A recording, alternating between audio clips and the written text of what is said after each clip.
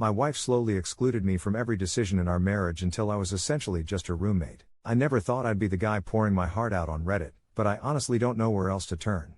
My friends are mostly couples we know together, and my family has always been the men don't complain about their marriages type. But I need to tell someone what's happened to my life over the past 3 years, how my marriage transformed from what I thought was a partnership into whatever this is now.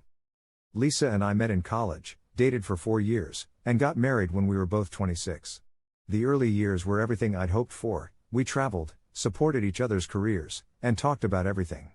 We made decisions together, from what movie to watch to which apartment to rent. When we finally saved enough for a down payment on a small house in the suburbs 5 years ago, we spent weeks comparing neighborhoods, mortgage rates, and future plans. Every decision felt like a team effort. The shift was so gradual I barely noticed it happening. Looking back, I think it started after Lisa got promoted to management at her marketing firm. She'd always been organized and decisive, qualities I admired, but something changed in how she approached our relationship. It began with small things. She'd come home and tell me she'd already ordered dinner rather than asking what I felt like eating. When I mentioned I'd been looking forward to cooking together, she'd say, "Oh, I didn't think you'd mind," and I was starving. Then it became bigger things. She replaced our living room furniture while I was on a 3-day business trip. When I walked in, everything was different: new couch, coffee table, even different artwork on the walls. "Surprise," she said, as though I should be thrilled. The old stuff was falling apart, and I found this amazing sale. I remember standing there, looking at what felt like someone else's living room, trying to hide my discomfort. The old couch was the one we'd spent countless nights on, watching movies and planning our future. When I mentioned feeling thrown off by such a big change without discussion, she seemed genuinely confused. "I thought you'd be happy not to have to deal with shopping." Our social calendar was the next thing to fall completely under her control. "We're having dinner with my colleague Sarah and her husband on Saturday," she'd announce, not ask. Or, "I told my parents we'd drive up this weekend." When I'd mention having other plans or wanting to suggest a different date, she'd sigh and say, "It's already arranged, John. I can't keep changing plans on people." Somehow, my input had become an inconvenience rather than a necessity. Financial decisions shifted too. We'd always maintained a joint account for household expenses while keeping separate accounts for personal spending. But gradually, Lisa took over managing everything. "You're always so busy with work," she'd say. "I'll just handle the bills." At first, it seemed helpful, one less thing for me to worry about, but soon I realized I had no idea what was happening with our money. When I'd ask, she'd provide vague reassurances. "Everything's fine, I've got it covered." The day I realized how completely I'd been sidelined was when Lisa came home and announced she'd accepted a job in another city, 3 hours away. Not discussed, announced. "I've been offered the creative director position at Meridian," she said, buzzing with excitement. "It's a huge opportunity, almost double my current salary. I start in 3 weeks." I sat there, stunned. "You accepted a job in another city without talking to me about it?" She looked genuinely surprised by my reaction. "I thought you'd be happy for me. This is what I've been working toward for years." "Of course I'm happy for your success," I said, "but this affects both of us." "What about my job? Our house? Shouldn't we have discussed this together?" She waved away my concerns. "Your company has offices everywhere, I'm sure you can transfer.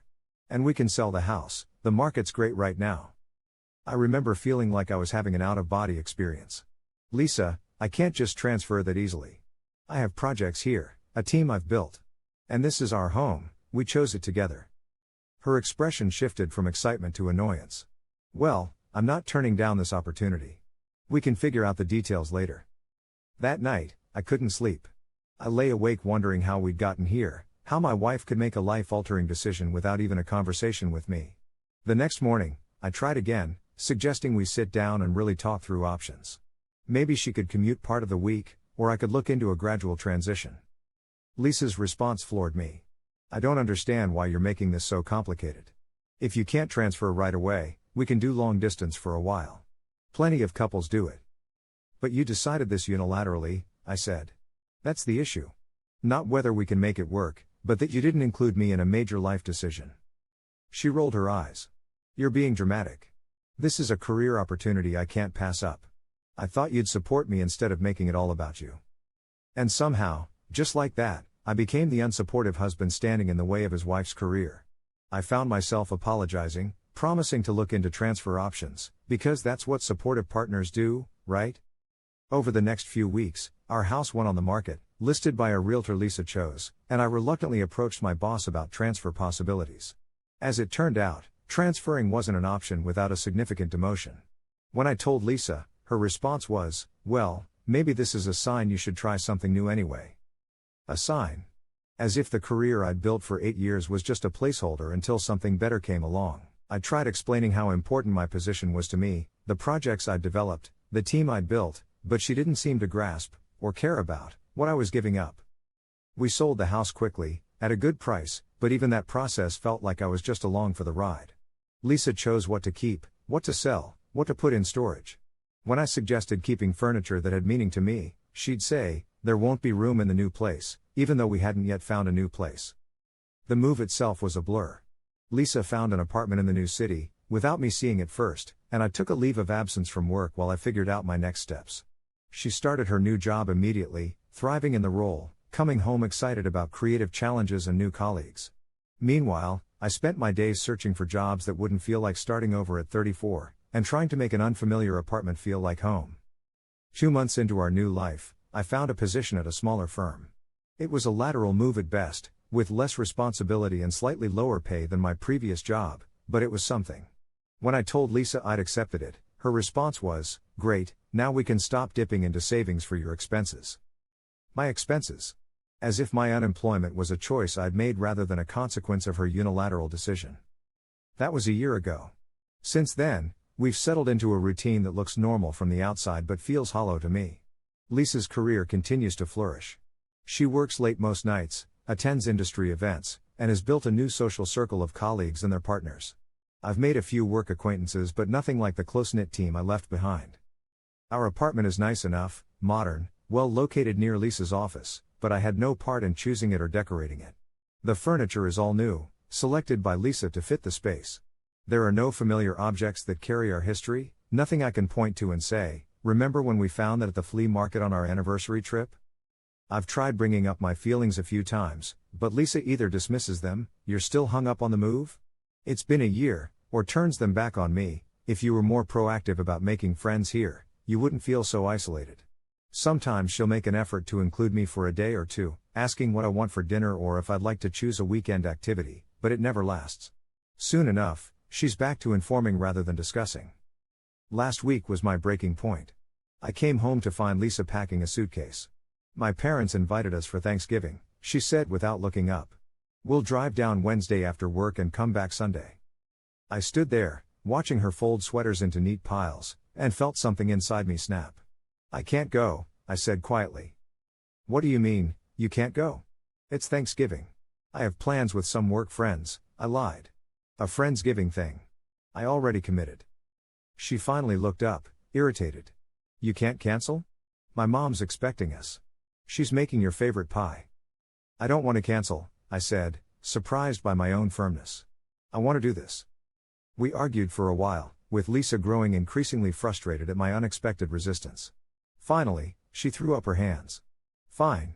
Do whatever you want. I'll tell my parents you're too busy for family now." She left on Wednesday as planned, and I've spent the last 3 days alone in our apartment, thinking about what our marriage has become. The silence has been clarifying. I realized I don't make any decisions in my own life anymore, not where I live, not how our home looks, not how we spend our time or money. I've become a passenger in my own life, going wherever Lisa steers us without question. Yesterday, I started looking at studio apartments in this city. Not because I'm ready to leave, but because I need to know I have options. I need to remember what it feels like to make choices for myself. The thought both terrifies and exhilarates me. Lisa comes home tomorrow, and I don't know what I'm going to say to her. Part of me wants to lay everything out, how excluded and irrelevant I feel, how our marriage has become a dictatorship rather than a partnership. Another part fears that if I do, she'll dismiss my feelings again or, worse, agree that we've grown apart and suggest ending things altogether. I still love her. That's what makes this so painful. I love the woman I married, the one who used to value my input and consider my happiness as important as her own. I just don't know if that woman exists anymore, or if the ambitious, decisive person she's become can make room for me as an equal rather than an accessory. This morning I found our old photo album in a box I'd never unpacked. There's a picture of us from 7 years ago, standing in front of our first apartment building with keys in hand, looking like we could conquer the world together. I stared at it for a long time, trying to pinpoint when that together became her, with me following behind. I don't want a divorce. I want my marriage back, the real one, where two people navigate life as partners. But I don't know how to get there from here, or if Lisa even sees a problem to fix. For now, I've rearranged the living room furniture while she's gone. It's a small act of assertion, claiming some ownership of our space. When she returns tomorrow, she'll notice immediately. Her reaction will tell me a lot about whether there's hope for us, whether she sees it as a thoughtful surprise, as she expected me to see her furniture replacement, or as an unwelcome challenge to her authority. I'm sitting in the rearranged living room now, writing this post, wondering if other men have experienced this slow erosion of partnership, this gradual relegation to roommate status. Did they find their way back to equal footing, or is this just how some marriages evolve, one person leading, the other following, until the follower either accepts their passive role or walks away entirely? I don't want either of those options. I want what we promised each other on our wedding day, a true partnership. I'm just not sure how to fight for that without losing everything. Update: I wasn't expecting so many responses to my post. Thank you to everyone who shared their thoughts and experiences. I wanted to provide an update on what happened when Lisa returned from Thanksgiving with her parents. She got home Sunday evening as planned. The moment she walked in, she stopped and looked around the living room, noticing the changes I'd made.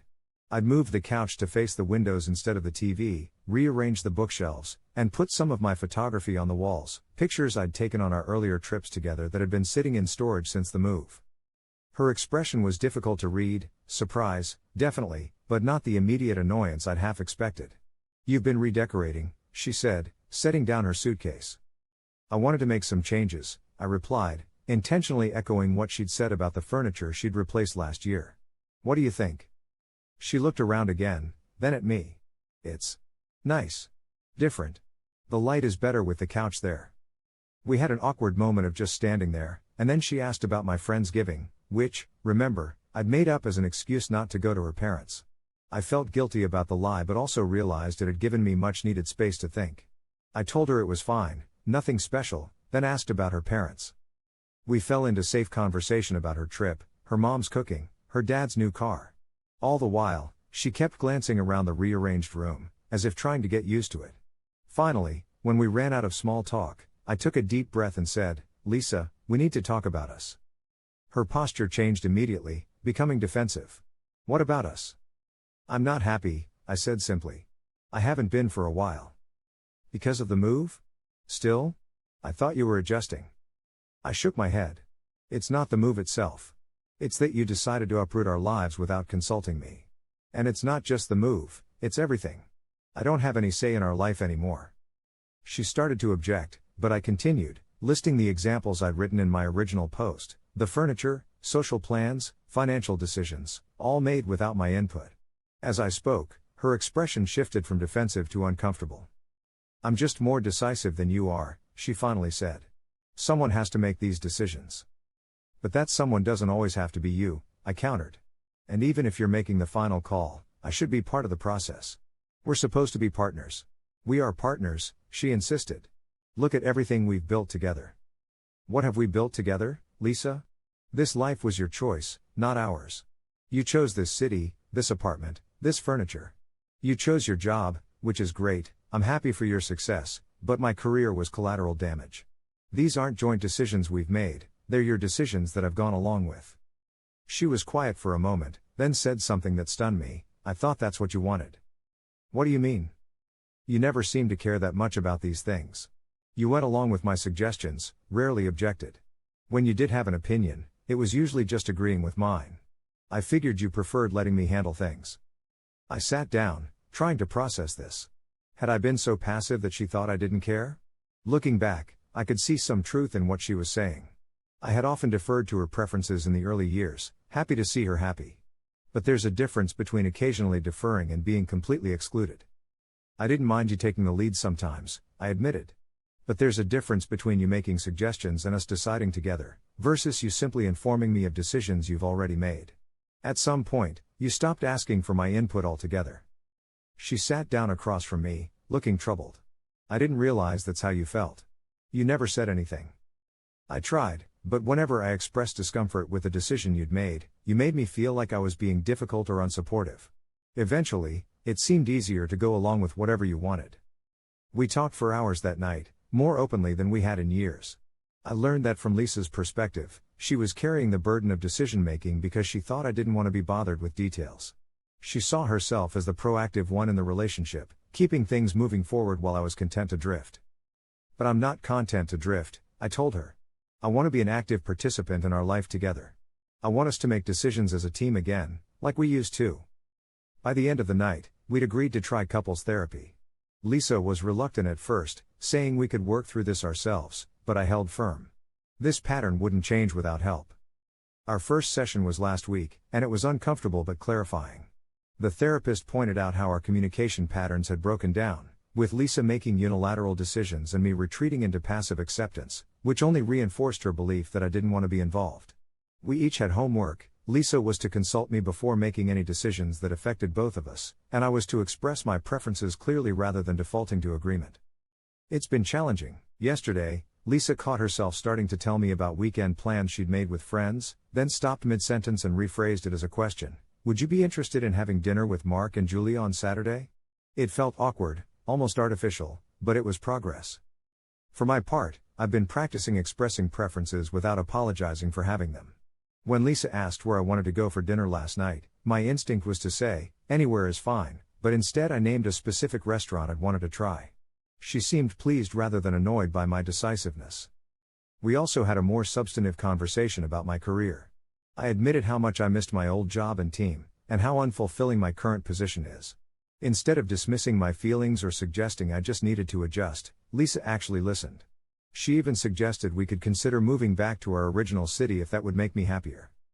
I don't know if we'll go that far. Her career is thriving here, but the fact that she offered means something.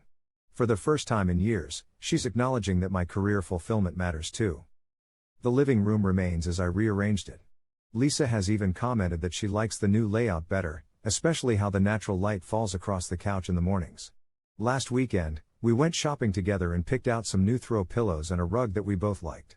It's a small thing, but deciding on home decor together felt like reclaiming a piece of our partnership. I know we have a long road ahead. Years of imbalanced relationship dynamics don't change overnight. There are moments when Lisa still slips into making unilateral decisions, and I still struggle to speak up when I disagree with her. But we're talking about these patterns now instead of pretending they don't exist. I'm cautiously hopeful that we can rebuild our partnership. What I've realized through all this is that I had a role in letting the balance of power shift so dramatically. By not asserting myself, by valuing harmony over honesty, I helped create a dynamic that ultimately made both of us unhappy, Lisa burdened with all decision-making, me feeling increasingly irrelevant. The studio apartment listings remain open in a tab on my laptop. I haven't closed them, but I haven't contacted any landlords either. They're a reminder that I have choices, that I'm not trapped. But for now, I'm choosing to stay and fight for my marriage, to reclaim my voice and my place as an equal partner. Whether we ultimately succeed or fail, at least I'll know I didn't just drift along until there was nothing left of us. Update, 6 months later, it's been half a year since my original post, and I wanted to share where things stand with Lisa and me. So much has changed, though not in the ways I might have expected. We continued with couples therapy for about 3 months. Those sessions were revealing, sometimes painfully so. Our therapist helped us identify patterns neither of us had fully recognized: my tendency to withdraw to avoid conflict, Lisa's habit of charging ahead with decisions rather than sitting with uncertainty. We learned that some of our issues stemmed from our different family backgrounds. Lisa came from a household where her mother made all the decisions while her father went along, whereas my parents had frequent heated arguments about every little choice. The therapy helped, but what really changed things was a development at Lisa's job. About 4 months ago, there was a management restructuring at her company. The creative director position she'd moved for essentially disappeared, with the responsibilities distributed among several department heads. She was offered a lateral move to a different division, but the excitement and growth opportunities she'd come for were gone. I'll never forget the night she came home after learning about this change. She was devastated, questioning whether the move had been worth it. For the first time since we'd relocated, she seemed to really understand what I'd given up for her career. All of this, she said, gesturing around our apartment, and for what? A title that doesn't even exist anymore. It was a turning point for us, though not because I felt vindicated. Rather, it was the first time in years that Lisa was vulnerable with me, showing uncertainty instead of decisive confidence. We stayed up late talking about regrets, choices, and what we really wanted for our future together. That conversation led to many more. We started discussing options I wouldn't have dared suggest before, moving back to our original city, looking for jobs that would make both of us happy, even potentially starting our own business together, something we dreamed about in the early years of our relationship. What surprised me most was realizing that Lisa wasn't as fulfilled by her career-focused life as I'd assumed. She admitted feeling pressured to keep climbing the corporate ladder, partly because of expectations from her own family and partly because she'd invested so much already. The restructuring at her company, while initially devastating, gave her permission to reconsider what she really wanted. 3 months ago, we made a decision together, genuinely together, with long discussions, pro/con lists, and many late-night conversations. We decided to move back to our original city. Lisa found a position at a smaller agency there, with less prestige but a better work-life balance. I was able to reconnect with my former company, though not in my exact old role. It's a compromise for both of us, but one we reached as partners. We've been back for about 6 weeks now. We're renting a small house while we figure out where we want to settle permanently. The furniture is a mix of new pieces we chose together and items we retrieved from storage that carry our history. Last weekend, we went to the same flea market where we used to hunt for treasures in our early days, and found an old record player that now sits in our living room. Lisa surprised me by remembering exactly which albums I'd been collecting before our move. Our relationship isn't perfect. We still have moments where old patterns emerge, Lisa making plans without consulting me withdrawing rather than expressing disagreement. But now we catch ourselves, sometimes even laughing about it. "Oops, I pulled a classic Lisa," she'll say when she realizes she's made a unilateral decision. Or I'll recognize my silence and deliberately speak up, "Actually, I have some thoughts about that." The studio apartment listings are gone from my browser. Instead, we have a shared folder of houses we might want to buy eventually, in neighborhoods we're exploring together. The most profound change isn't in our circumstances but in how we relate to each other. There's a new respect between us, born from confronting how close we came to losing our marriage. Lisa has said several times that she never realized how much she'd taken my flexibility for granted, how she'd confused my accommodation for lack of opinion. For my part, I've recognized how my conflict avoidance contributed to our problems, how my failure to assert boundaries invited others to cross them. Last night, we were sitting on our porch, a feature of our rental that we both prioritized, talking about hosting a housewarming party. As we discussed potential dates and guest lists, I had a sudden memory of how such conversations used to go, with Lisa informing me of her decisions rather than us planning together. I mentioned this to her, not as an accusation but as an observation of how far we've come. She nodded thoughtfully. "I think I was afraid back then," she said. "Afraid of what?" "Afraid that if I wasn't in control of everything, somehow my life wouldn't turn out the way I wanted. Like if I let someone else, even you, have input, things might go wrong." "And now?" I asked. "Now I realize that sharing control doesn't mean losing it. It actually means having someone to catch things I might miss, to offer perspectives I don't have." She smiled. "Plus, it's exhausting making every decision alone." I laughed. "Welcome to my revelation from a year ago. We're not the same couple we were when we first married. We've both changed, grown in some ways, been humbled in others.